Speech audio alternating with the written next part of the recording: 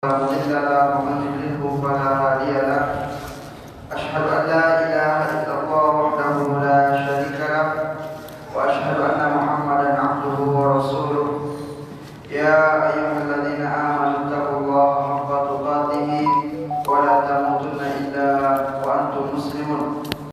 Amma ba'du, jamaah kaum muslimin yang dimuliakan Allah Subhanahu wa taala. Kita lanjutkan pelajaran kita dalam kitab Sahih Fiqh Sunnah, bab tentang al-manhiyat fis salah, yaitu bab tentang larangan-larangan di dalam salat. Pada pertemuan sebelumnya kita telah sampai pada poin ke 12 dalam pembahasan al-manhiyat atau al-makruhat, ya, larangan-larangan atau hal-hal yang dibenci untuk dilakukan di dalam salat, di mana ketika seseorang melakukan hal-hal ini maka kesempurnaan salatnya akan berkurang, namun tidak sampai salatnya menjadi batal. Kita masuk pada poin yang ke-13, qiraatul Qur'ani fir ruku'i was sujud, yaitu membaca Al-Qur'an pada rukuk dan sujud. Artinya ketika kita rukuk dan sujud, maka tidak boleh lagi kita membaca Al-Qur'an. Membaca Al-Qur'an dalam salat hanya pada keadaan seseorang berdiri. Liqaulin Nabi sallallahu alaihi wasallam, karena sabda Nabi sallallahu alaihi wasallam, ala wa inni nuhitu an aqra'al Qur'ana raki'an aw sajidan. Ketahuilah bahwa sesungguhnya aku telah dilarang untuk membaca Al-Qur'an dalam keadaan rukuk ataupun sujud. Maka apapun itu, jika dia termasuk ayat Al-Quran, tidak boleh untuk dibaca ketika seseorang rukuk ataupun sujud, walaupun itu berbentuk doa. Berikutnya, bastud dzira'aini fis sujud, yaitu memanjangkan lengan, kedua lengan ketika sujud. Artinya dia tidak mengangkat lengannya ketika sujud, namun lengannya dirapatkan ke lantai. Ini adalah bentuk sujud yang menyerupai binatang, sehingga Nabi SAW larang kita untuk meletakkan lengan kita ketika sujud, namun mesti diangkat dan jauh dari lambung atau jauh dari sisi perut. Liqaulin Nabi sallallahu alaihi wasallam, karena sabda Nabi sallallahu alaihi wasallam, i'tadilu fis sujud, hendaklah kalian lurus di saat sujud. Wala yabsutu ahadukum zira'aihi imbisatal kalbi, dan janganlah kalian meluruskan lengan kalian sebagaimana lurusnya lengan anjing, ya. Jadi ketika seseorang sujud, dia tidak merapatkan seperti ini, namun dia mesti angkat, ya, diangkat sikunya, jangan dia rapat ke bawah. Kalau rapat ke bawah, maka ada penyerupaan terhadap cara anjing ketika dia duduk, dia letakkan lengannya lurus dengan tanah ataupun dengan lantai. Disebutkan wa inna ma yurfa'ul mirfaqani kama taqaddam, namun yang betul adalah, ya, kedua sikunya diangkat, ya, dan dia tidak rapat seperti ini, namun dia mesti dijauhkan dari sisi ini, sisi lambung kita, kiri dan kanan. Dan ini kadang-kadang tidak disadari sehingga masih banyak yang melakukan hal itu, ya. Karena memang kalau dirapatkan itu lebih nyaman daripada diangkat, ya, sehingga ya banyak orang yang melupakan hal itu atau melalaikan tentang masalah itu. Berikutnya kaftus saub, yaitu melipat pakaian. Pakaian ketika seseorang salat jangan dia dilipat. Apa itu? Dhammuhu wa man'uhu minal intishar alal ard, yaitu dengan mengumpulkannya dan mencegahnya untuk longgar ketika sujud. Ketika sujud mungkin pakaiannya lebar gitu, maka kalau dia sujud dia atur dulu pakaiannya, disempitkan, dikumpulkan, kemudian sujud, sehingga dengan itu pakaian terlipat-lipat. Wa yadkhulu fi hadza tashmirul kam fi shalah, dan masuk dalam larangan ini lengan bajunya dilipat. Ini lengan baju ini jangan dilipat, ya. Termasuk bagian hal-hal yang dilarang oleh Rasulullah sallallahu alaihi wasallam.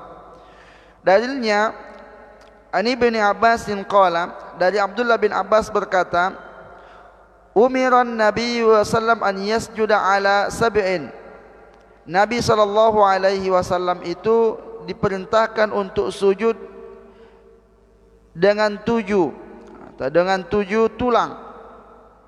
Wa nuhiya an yuktafa asy-sya'ru wath-thiyab, dan Nabi SAW dilarang untuk melipat rambut dan juga pakaian. Maka tentu hal ini jemaah yang dimuliakan Allah Subhanahu wa taala mesti dihindari, ya. Lengan baju, ya, kadang-kadang kalau lengan bajunya panjang ya biasa dilipat, ya. Kalau dalam salat tidak jadi, di luar salat tidak jadi masalah. Namun ketika kita salat mesti dia dibuka, dibuka. Begitupun dengan celana, ya, dengan celana yang kadang-kadang digulung, ya, dilipat. Ini pun tidak boleh dilakukan di dalam salat. Dalam mazhab Syafi'i juga menjelaskan hal itu, bahwa celana jangan digulung di dalam salat, sebab ada hadis yang mengatakan bahwa tidak diterima salatnya orang yang musbil. Tidak diterima salatnya orang yang musbil. Namun kalau digulung, ya, karena dia enggak mau potong, ya, kalau digulung ini hukumnya makruh. Makruh, tidak sampai ya batal salatnya, namun ya berkurang pahalanya karena melanggar larangan ini. Berikutnya al-iqa', wa huwa ilsaqul ilyataini bil ardi wa nasbus saqaini wa wad'ul yadaini 'alal ard. Al-iqa', apa yang dimaksud dengan al-iqa' di sini, yaitu meletakkan, ya, al-ilyatain, ya, meletakkan pantat di tanah, wa nasbus saqain, dan memberdirikan betis, kedua betis, wa wad'ul yadaini al-ard, dan meletakkan kedua tangan di tanah. Ini adalah cara salat ketika duduk. Cara salat ketika duduk yang terlarang, yaitu kalau dia salat dan duduk, dia modelnya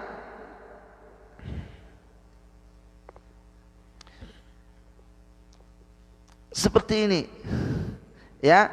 Jadi dia letakkan kedua pantatnya semua, kemudian kakinya diberdirikan atau lututnya diberdirikan begini. Jadi kalau salat dalam keadaan duduk enggak boleh bentuknya begini. Kalau kita salat dalam keadaan duduk, maka bentuknya adalah iftirash. Bentuknya iftirash. Dan juga boleh dalam keadaan mutarabbi'an. Mutarabbi'an itu duduk bersila. Namun kalau memberdirikan kedua kaki, maka ini tidak boleh dilakukan dalam solat. Bentuk seperti itu dilarang.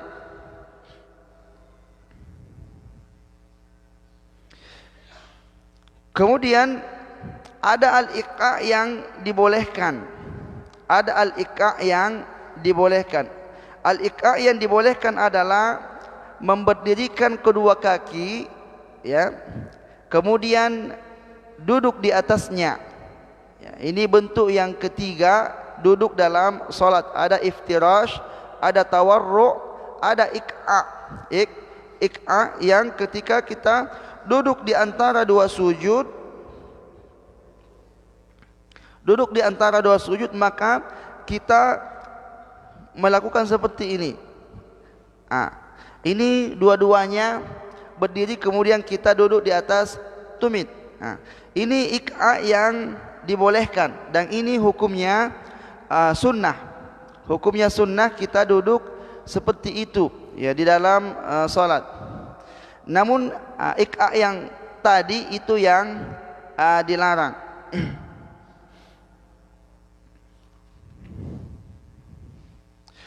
Kemudian berikutnya, wad'ul yadaini 'alal ardi fil julus fis salati illa li'udhrin. Meletakkan kedua tangan di atas tanah ketika duduk, ya. Sebab ketika seseorang duduk, letak kedua tangan itu di atas lutut atau di atas paha.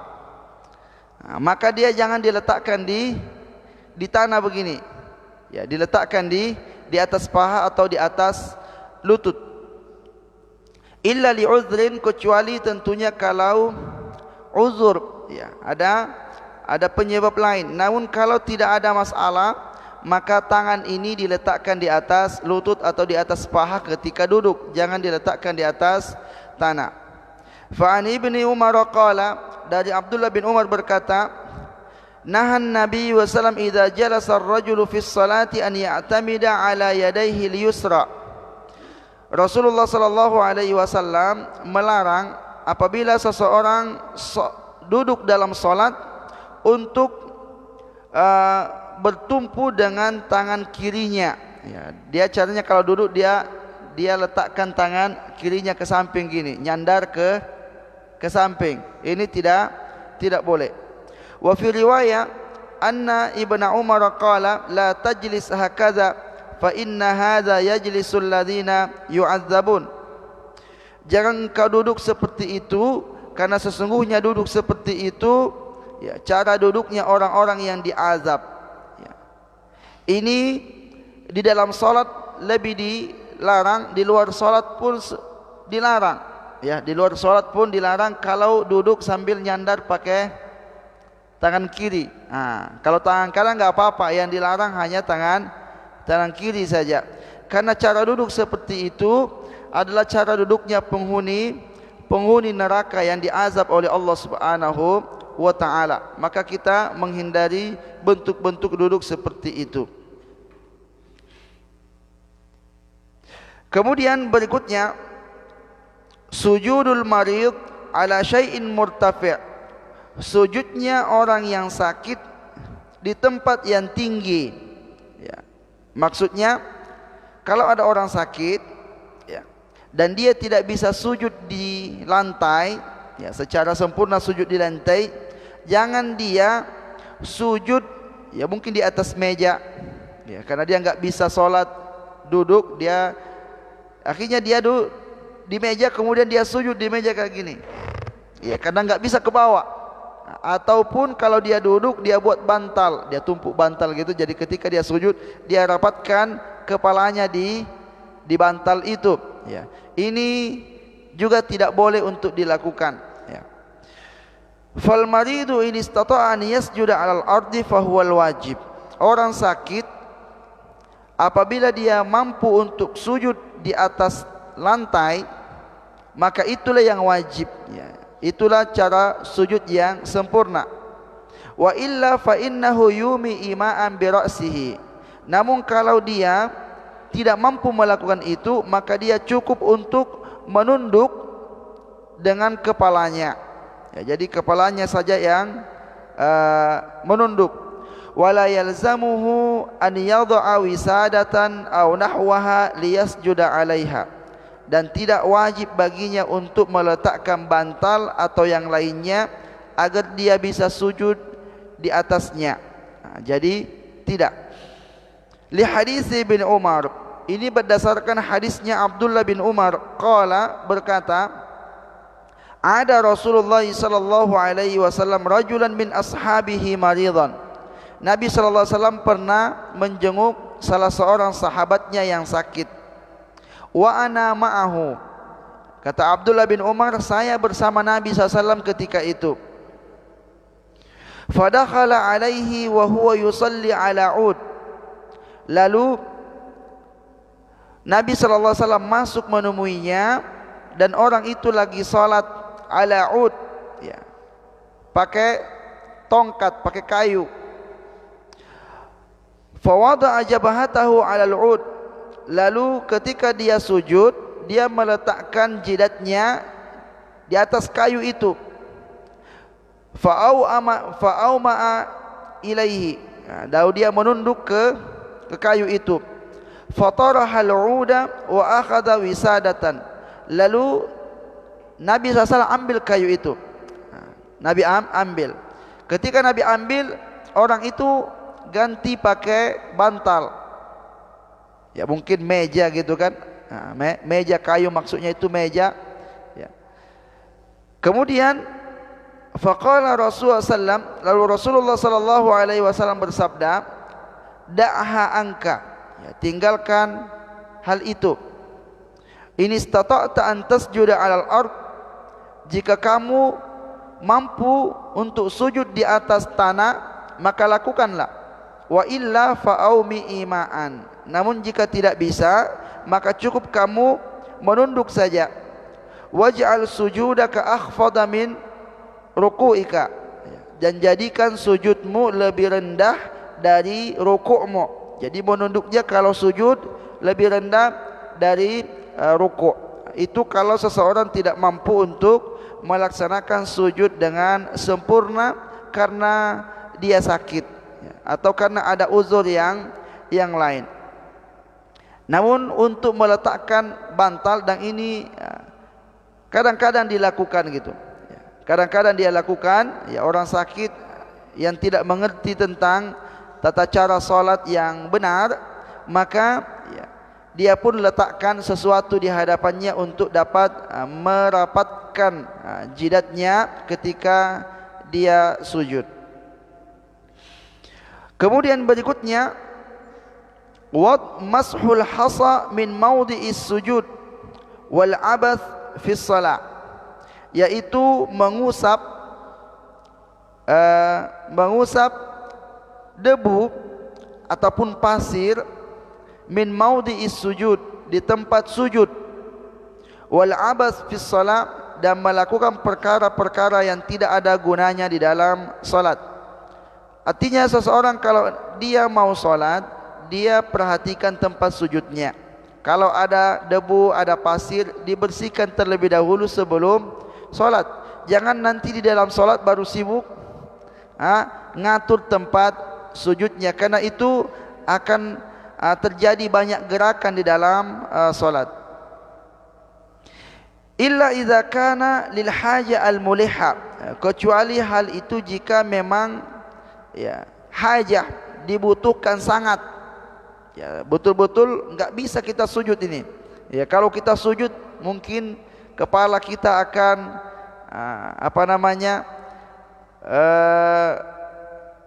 berdarah. Ya, ini bahaya ini kalau kita sujud di atas kerikil-kerikil yang tajam gitu. Maka hal itu dibolehkan. Namun kalau hanya debu-debu, ya, pasir-pasir sedikit, maka tidak perlu untuk dibersihkan di dalam salat. Fayajuzu marratan wahida, Ya, kalau hal itu sangat dibutuhkan karena membahayakan jidat kita, maka boleh dilakukan namun sekali saja. Jangan terlalu banyak geraknya. Walakin tarkuhu aula in kana idza kana wujudul hasa la yuaddi ila taqlilil khusyu'. Ya. Namun seandainya ditinggalkan, tidak dilakukan, maka tentu itu lebih baik. Ya. Tentu itu lebih baik. Yang la yuaddi ila taqlilil khusyu', ya, yang supaya dia tidak menjadikan khusyuk kita ini hanya sedikit. Maka diusahakan jangan dilakukan. Kalaupun harus dilakukan, maka cukup sekali. Li hadisi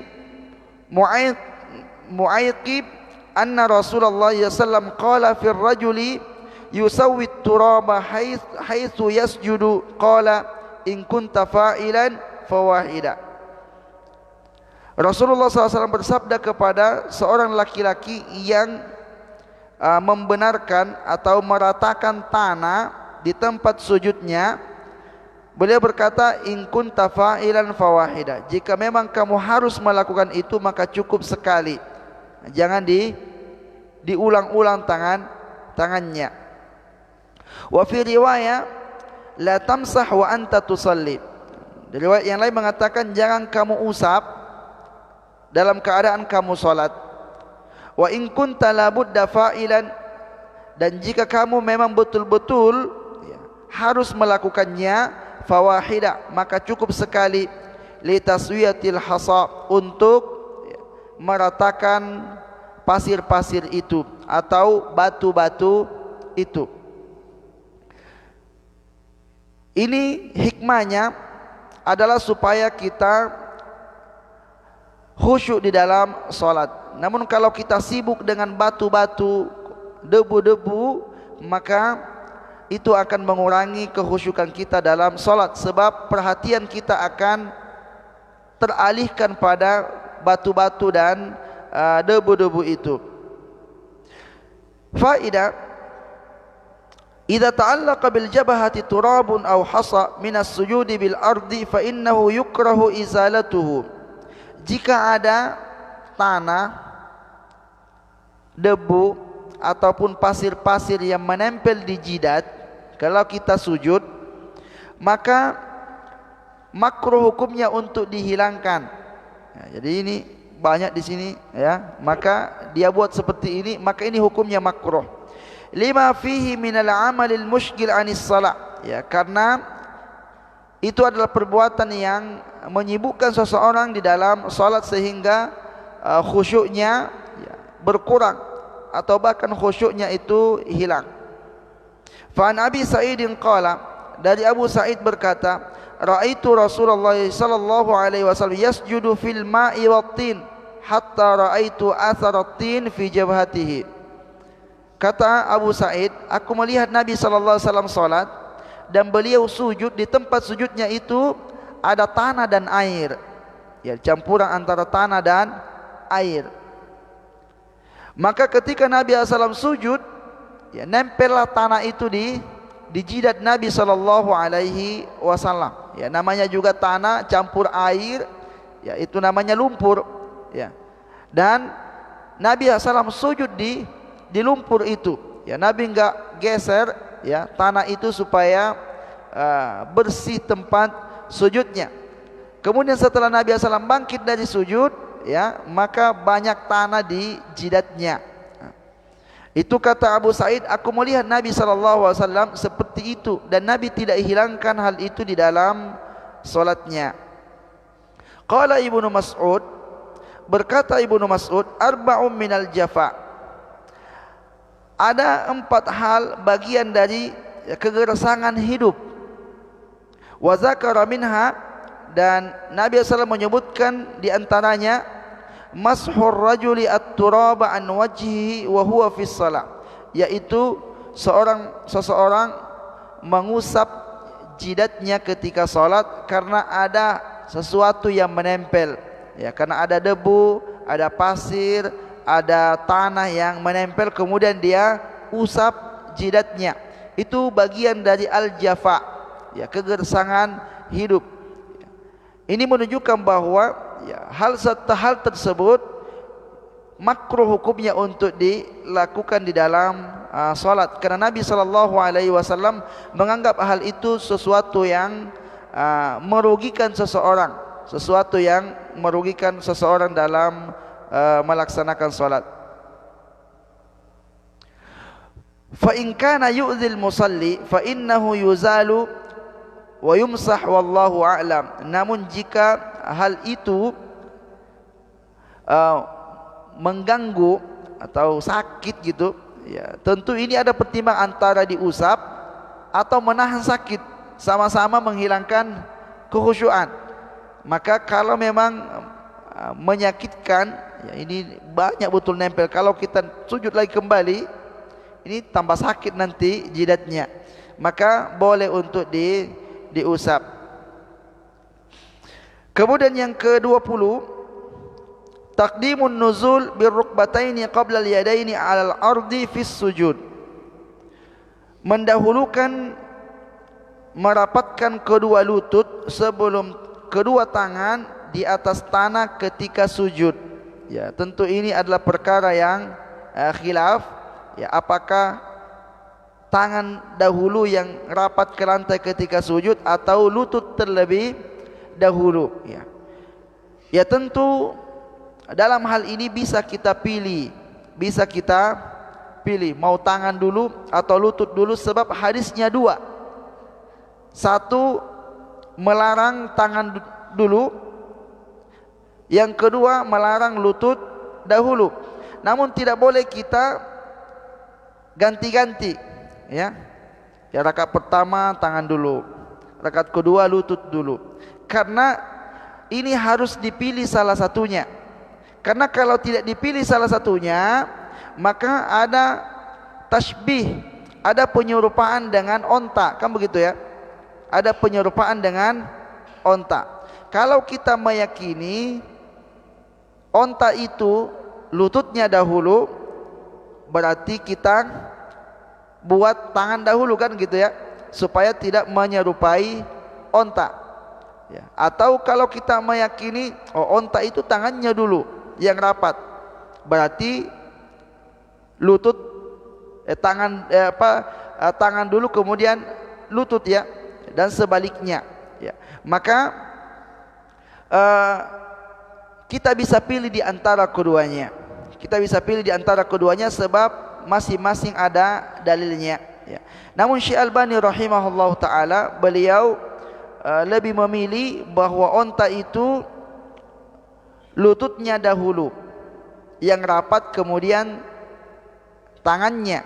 Oleh karenanya kita tangan dulu kemudian lutut. Itu yang dikuatkan oleh Syekh Albani rahimahullahu taala. Adapun Al-Imam Ibnul Qayyim Al-Jauziyah, beliau mengatakan onta itu tangannya dahulu. Maka oleh karena itu kita buat lutut dahulu supaya menyelisihi cara onta. Nah, maka oleh karena itu di sini muallif kita mengikuti pendapat Syekh Albani rahimahullah, ya, dengan hadis, idza sajada ahadukum, apabila salah seorang di antara kalian sujud, fala yabruk kama yabrukul ba'ir, janganlah dia itu sujud atau turun ke bawah, ya, sebagaimana onta duduk, ya. Kalau onta turun gitu, wal yada yadayhi qabla rukbatai, hendaklah dia meletakkan kedua tangannya sebelum kedua lututnya.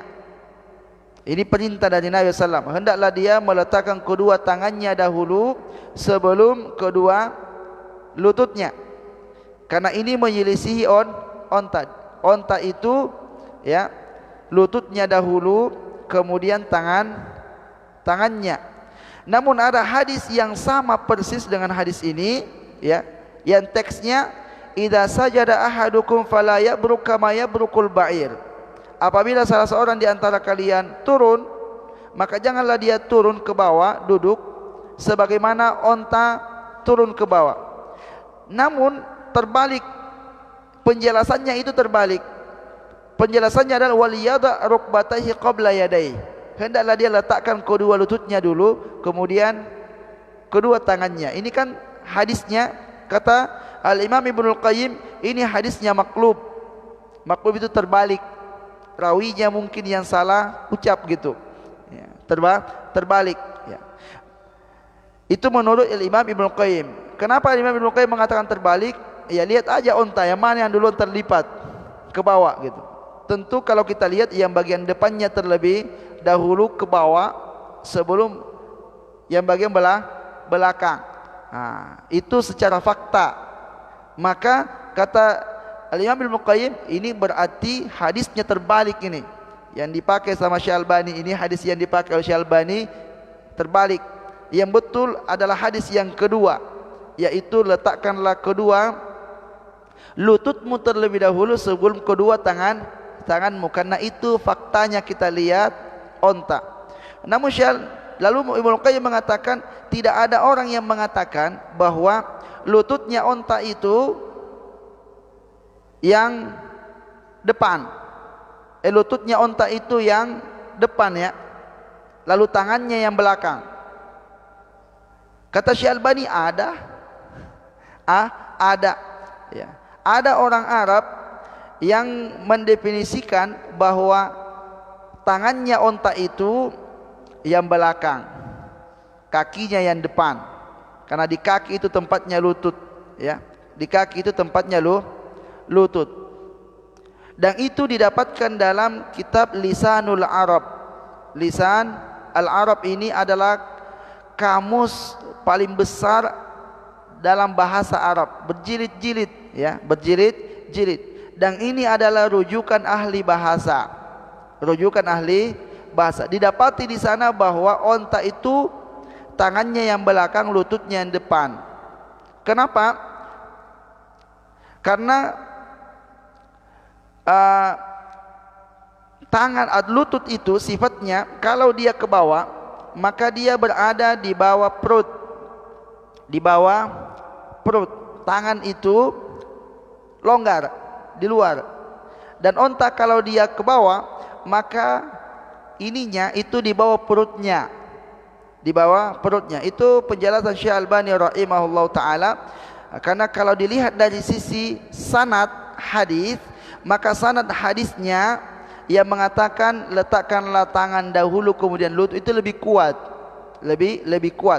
Kemudian penjelasan dalam Lisanul Arab semakin menguatkan bahwa onta itu berbeda dengan hewan-hewan yang lain, ya, tangannya yang belakang, kakinya yang di depan, ya, kakinya yang di depan sehingga lututnya berada di bagian kaki depan, ya. Lalu tangannya bagian belakang. Walaupun agak aneh, namun ya seperti itulah para ulama ya, mencoba untuk mencari penguat-penguat dari hadis-hadis yang ada. Namun kalau kita memilih pendapat Al-Imam Ibnul Qayyim, ya tidak mengapa lutut dahulu kemudian tangan, tapi jangan di selang-seling gitu ya, hari ini tangan besok lutut. Sebab kalau dia lakukan itu pasti dia menyerupai onta. Ya kadang-kadang dia menyerupai onta, kadang-kadang enggak. Jadi mesti pilih satu di antaranya ya. Jadi seperti itu. Kemudian berikutnya al-isyaratu bil yadaini ilal janibaini 'inda taslim. Memberikan isyarat dengan tangan ketika salam. Kadang-kadang ada orang kalau salam, assalamualaikum warahmatullah, assalamualaikum warahmatullah, ya. Nah, ini gerak tangan ini di paha, ya biasanya gini. Ini dilarang, makruh dalam salat. Dan ini banyak kita dapati orang-orang melakukan itu. Wa hadhihi al-isyara inda taslim muntashira baina awamir rijal wan nisa. Isyarat seperti ini banyak dilakukan oleh orang-orang awam, baik laki-laki ataupun wanita. wa hiya manhiyun anha fi shalah, padahal itu dilarang di dalam salat. Fa an Jabir ibn Samurah annahu qala, dari Jabir bin Samurah berkata, kunna idza shallaina ma'a Rasulillah sallallahu alaihi wasallam qulna assalamu alaikum warahmatullah, assalamu alaikum warahmatullah, wa asyara biyadihi ilal janibain.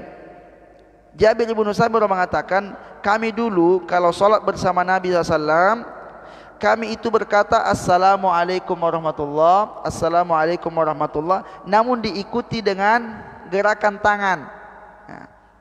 Faqala Rasulullah SAW, maka Rasulullah SAW bersabda, alama tumi'una biaidikum ka'adnabi khayli syums. Nabi mengatakan, kenapa kalian menggerakkan tangan-tangan kalian seperti ekor kuda? Ya, karena ekor kuda selalu bergerak gitu. Kenapa kalian gerakkan tangan kalian seperti ekor kuda ketika kalian salam? Innama yakfi ahadukum an yadha'a yadahu ala fakhidhihi. Seseorang di antara kalian cukup meletakkan tangannya di atas pahanya. Summa yusallim ala akhihi, kemudian setelah itu dia salam kepada saudaranya. Ala man ala yaminihi wa shimalihi, terhadap orang yang di kirinya, di kanannya dan juga di kirinya. Jadi tangan tidak bergerak. Nabi perintahkan tangan cukup berada di atas paha, tenang, ya, kemudian memberi salam ke kanan dan ke kiri. Tidak ada isyarat jelas. Akhrajahu Muslim wan Nasa'i wa Abu Daud. Hadis ini diriwayatkan oleh Imam Muslim, Imam Nasa'i dan Imam Abu Daud. Hadis ini adalah hadis yang sahih, maka tidak boleh untuk dilakukan. Kemudian berikutnya, musabaqatul imam fis shalah, mendahului imam dalam salat. Imamnya belum bangkit, sudah bangkit duluan. Atau imamnya belum lagi sujud, sudah sujud duluan, maka tidak boleh mendahului imam dalam salat. Liqaulin Nabi sallallahu alaihi wasallam, karena Nabi SAW bersabda, ama yakhsha ahadukum idza rafa'a ra'sahu qabla al-imam an yaj'alallahu ra'sahu ra'sa himar. Tidakkah takut salah seorang di antara kalian apabila dia mengangkat kepalanya lebih dahulu daripada imam, Allah jadikan kepalanya itu seperti kepala keledai. Kepala keledai. Aw yaj'alallahu suratahu surata himar, atau Allah jadikan bentuk dirinya itu seperti bentuk keledai. Ya, ini bentuk yang buruk. Ya, selalu orang Arab itu kalau dia mau mencela seseorang, dia pakai keledai. Kalau kita kan enggak pakai keledai, kita pakai monyet kah apakah gitu kan. Karena mungkin enggak pernah lihat begitu. Maka mereka kalau mau mencela sesuatu, perbuatankah, ucapankah, ya, bentukkah, itu selalu pakai khimar, selalu pakai keledai. Ya, karena keledai ini adalah binatang yang bodoh, binatang yang bodoh. Ya, maka itu yang biasa digunakan. Ini menunjukkan bahwa buruk perbuatan orang yang mendahului imam, namun dianggap salatnya tidak batal. Namun dianggap salatnya tidak batal, cuma dia mendapatkan ancaman dari Allah Subhanahu wa taala dan Rasulullah sallallahu alaihi wasallam. Kemudian yang terakhir, as-salatu bi hadratit ta'am au inda mudafa'atil bauli wal ghaid. Orang yang salat dalam keadaan makanan sudah terhidang di hadapannya, ataupun dia menahan kencing dan buang air besarnya di saat salat. Ini makruh, makruh. Sebab makruhnya karena ya menghilangkan atau mengganggu kekhusyukan dalam salat. Ya, kalau makanan ada kemudian dia pergi salat, ya diingat-ingatlah makanan itu di dalam salatnya. Oh, di piring yang pertama ini ayam bakar ini, yang kedua apa gitu kan, maka terpikir dalam salatnya sehingga kurang khusyuknya. Begitupun orang yang menahan kencing, ya dia, aduh ini lepas nanti nih, ya, Jadi dia sibuk mengurusi itu, maka itu tidak boleh dilakukan. Dalilnya an Aisyah qalat, dari Aisyah radhiyallahu anha berkata, sami'tu an-nabiy sallallahu alaihi wasallam yaqul, aku mendengar Nabi sallallahu alaihi wasallam bersabda, la salata bi hadratit ta'ami wala huwa yudafi'uhu al-akhbathan. Tidak ada salat bagi orang yang telah terhidang makanan di hadapannya, dan juga orang yang lagi menahan dua hal yang buruk, yaitu kencing dan buang air besarnya. Nabi mengatakan la salata. La salata dalam artian tidak sempurna salatnya, bukan tidak sah. Bukan tidak sah, tapi tidak sempurna salatnya, karena pasti terganggu dengan tiga hal itu kalau dia melaksanakan salat. Adapun kentut tidak mengapa untuk ditahan. Beda menahan kentut dan menahan kencing. Kalau menahan kencing ini agak berat. Menahan kentut ya paling-paling lagi ke dalam gitu. Dia enggak keluar gitu. Dan itu tidak terlalu berat. Namun kalau kencing ini berat ya, karena dia terasa sakit kalau lama kita tahan. Maka caranya kalau itu terjadi dalam solat, ya berhenti saja solat, pergi kencing, ya nanti kembali menyempurnakan solat. Ya, ini 23 poin tentang larangan-larangan di dalam solat yang sebagian besarnya itu menjelaskan tentang hal-hal yang dapat mengurangi kekhusyukan di dalam solat.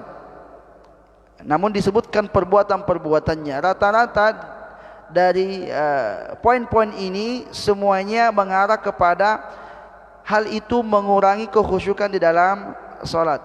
Maka segala hal apapun yang tidak disebutkan di sini, namun itu mengurangi kekhusyukan di dalam solat, maka dia termasuk bagian yang makruh untuk dilakukan di dalam solat. Sebab inti dari solat itu ada pada kekhusyukannya.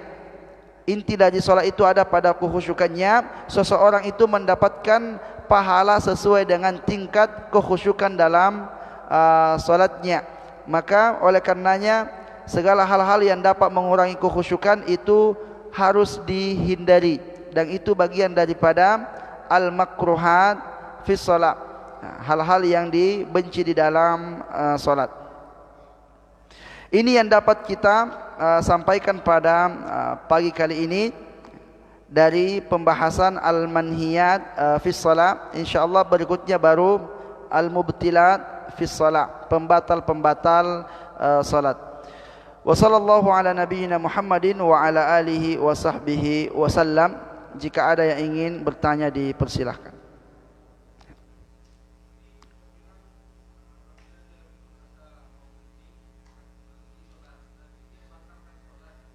Iya.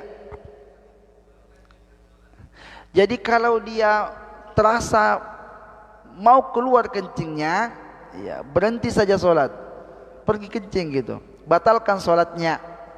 Nanti datang ulangilah dari awal. Ya, ulangi solatnya dari awal. Sebab solat ini ibadah yang satu paket, ibadah satu paket. Jadi kalau rusaknya atau batalnya solat itu di rakaat keempat, ya, bukan berarti kita datang tinggal ganti rakaat keempat saja. Tapi harus diulang dari awal, karena solat adalah ibadah satu paket. Jadi seperti itu. Ketika Nabi mengatakan la salata, ya tidak sempurna salat seseorang, ya mendingan kita batalkan saja solat itu, lalu nanti kita ulang dari awal, seperti itu.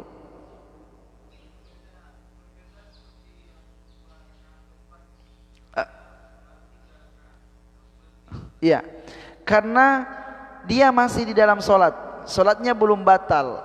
Kalau ini dia sengaja batalkan.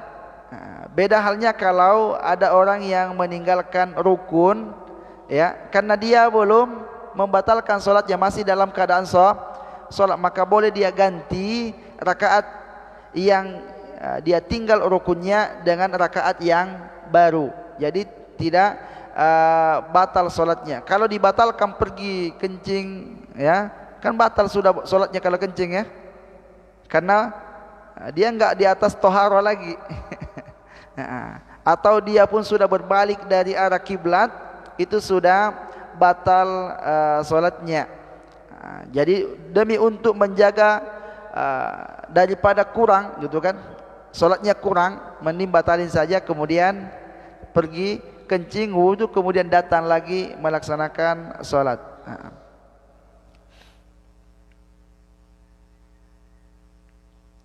Jangan dipaksakan gitu kan, pokoknya enggak lah, saya mau sampai selesai ini. Tapi sampai selesai masih panjang lagi, masih 3 rakaat lagi ke depan nih, enggak kuat saya nahan nih. Itu sudah enggak ada lagi khusyuknya itu. Yang ada hanya nahan saja, jangan sampai lepas, ya kan? Iya.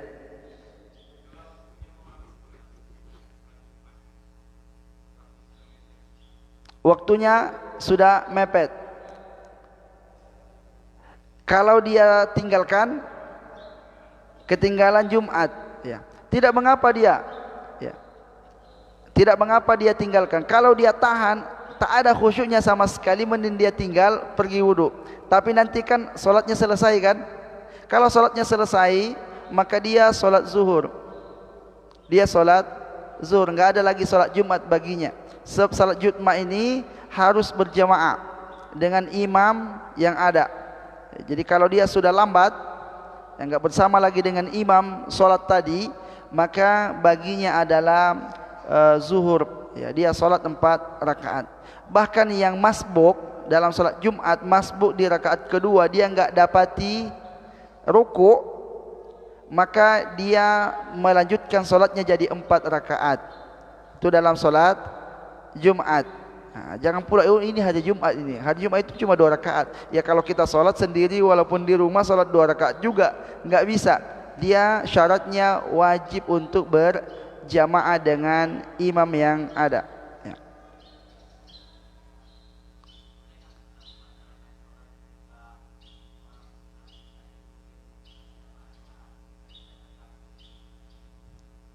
Ya. Bolehkah seseorang itu membatalkan bacaan, membatalkan sholat kalau terganggu, enggak khusyuk gitu ya, tidak khusyuk. Kalau kita mengambil pendapat atau memperlebar penjelasan hadis ini, ya, bahwa orang yang tidak khusyuk, maka boleh dia batalkan solatnya karena terganggu, gitu ya. Karena orang yang menahan kencing, kemudian menahan buang air besar, ya, kenapa dia boleh membatalkan solatnya? Karena tak ada khusyuknya, kan begitu ya? Tak ada khusyuknya, ya. Maka bisa kita kiaskan kepada yang lainnya. Segala sesuatu yang dapat membatalkan mengganggu kita tak bisa khusyuk, maka boleh kita batalkan solat. Ya, karena kalau kita lanjutkan solat kita, maka solat kita pun tidak sempurna solat kita, ya. Namun kalau kita tetap bertahan juga tidak perlu mengulang solat, tentunya tidak perlu mengulang solat, ya. Sama halnya kalau seumpama di samping kita itu terlalu bau dia,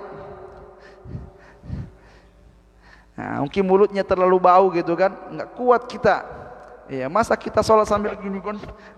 Nah, karena Nabi SAW ya larang orang yang bau mulutnya datang ke masjid solat, begitu ya. Gara-gara dia makan bawang kan. Nah, Nabi katakan kalau ada orang yang makan bawang, enggak usah ikut sholat isya. Ya, biasanya sahabat itu makan habis maghrib. Jadi kalau dia makan bawang enggak usah datang sholat isya lagi. Ya, mengganggu. Bahkan ada sahabat yang habis makan bawang datang ke masjid, kata Nabi, orang ini bawa pergi. Jadi dipegang dia, dibawa pergi. Nanti dilepas setelah berada di pekuburan Baqi. Bawa dia pergi. Jadi sampai segitunya gitu. Artinya dia sangat mengganggu orang kalau dia ikut, ya. Dia ikut. Nabi mengatakan sesungguhnya malaikat-malaikat itu yata'azza kama yata'azzan nas. Ya, malaikat itu terganggu sebagaimana orang terganggu. Ya. Ketika kita melaksanakan sholat berjamaah, di situ juga ada malaikat. Mungkin manusianya bisa tahan, malaikatnya tak bisa tahan, gitu ya. Maka disuruh bawa oleh Nabi SAW, bawa pergi dia. Ya. Jangan sampai dia balik lagi, nanti dilepas di pekuburan Baqi. Maka kalau ada orang yang datang sholat, kemudian bau betul mulutnya, nggak kuat kita, maka boleh kita batal pindah tempat.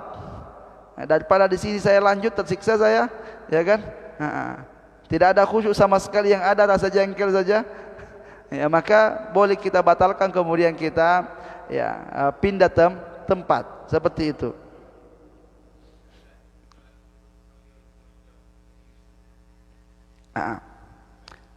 Itu juga tidak boleh. Itu tidak boleh seseorang selonjoran ke depan, ya, kakinya ke depan kalau dia sholat, ya. Sebab disebutkan bahwa seseorang itu kalau dia sholat, Allah itu berada di hadapannya.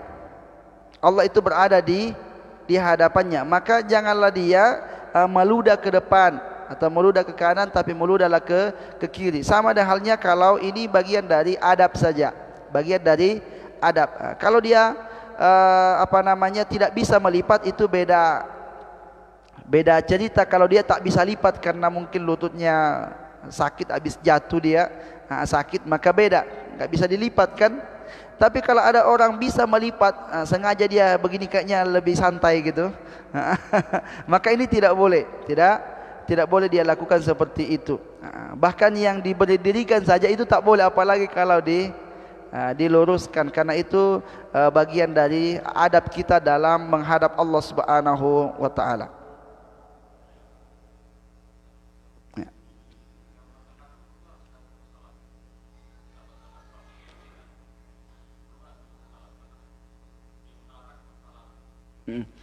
Seseorang kalau dia membatalkan sholat, tak harus dia salam, namanya dibatalkan, namanya dibatalkan. Sama halnya kalau kita sholat 2 rakaat tahiyatul masjid atau sholat sunnah qabliyah subuh, baru 1 rakaat udah iqamat, ya kita batalkan sholat tanpa ada salam, ya kita batalkan begitu saja, ya. Jadi seseorang yang disyariatkan dia salam itu, ya kalau dia sudah rakaat terakhir, dia tasyahud, kemudian dia salam. Kalau di pertengahan dalam keadaan berdiri, ya sudah dibatalkan tanpa salam, ya batal begitu saja, batal begitu saja, ya sudah berbalik ke belakang itu sudah batal tanpa salam, ya. Karena sudah tidak menghadap kiblat, seperti itu, langsung dibatalkan saja. Ya kadang-kadang ada orang sholat 1 rakaat, habis itu berdiri, Assalamualaikum warahmatullahi wabarakatuh. Ini namanya sholat 1 rakaat. Ya, jadi tidak perlu salam. Ya. Karena tak ada penjelasan dari Nabi SAW kalau mau membatalkan salat itu harus salam, nggak ada. Ya, tidak ada. Ya kalau batal di tengah-tengah, batallah. Ya, batallah berarti solat itu tak dianggap, solat itu tak dianggap solat yang sah karena sudah dibatalkan.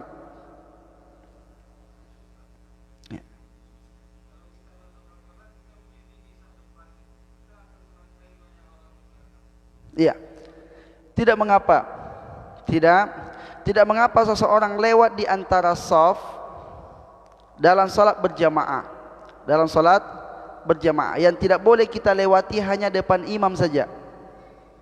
Adapun jadi itu sutratul imam, sutratul lil ma'mum. Dalam masalah salat berjamaah, sutrahnya imam itu juga sutrahnya makmum. Jadi makmum tidak punya sutra kalau dia ikut salat berjamaah. Jadi kalau ada orang batal dia lewat sini, ya, maka tidak mengapa, enggak usah ditahan. Jangan lewat depan saya, enggak boleh. Nah, itu kalau salat sendiri. Kalau salat berjamaah, hukumnya boleh kita berjalan di antara shaf ini. Seperti itu. Ya, dulu sahabat-sahabat Nabi SAW mereka biasa, mereka lewat di shaf-shaf itu dalam keadaan yang lain salat. Jadi makmum tidak ada sutra, jadi tidak ada hak untuk menghalangi orang lewat, ya. Tentu kalau seseorang harus tidak boleh lewat di sop-sop ini, jadi orang yang batal di depan duduklah dia di situ, ya kan? Enggak mungkin itu terjadi kan? Apalagi di tengah-tengah, masjidnya besar pula, ya kan? Nah, di tengah-tengah ada gimana saya mau keluar ini? Ya, kalau tak boleh lewat di antara sop-sop itu, maka oleh karenanya dalam solat berjamaah hanya depan imam saja yang tak boleh dilewati. Ya, cukup ya. Kita cukupkan sampai di sini. Subhanakallahumma wa bihamdika asyhadu an la ilaha illa anta astaghfiruka wa atubu ilaik. Wassalamualaikum warahmatullahi wabarakatuh.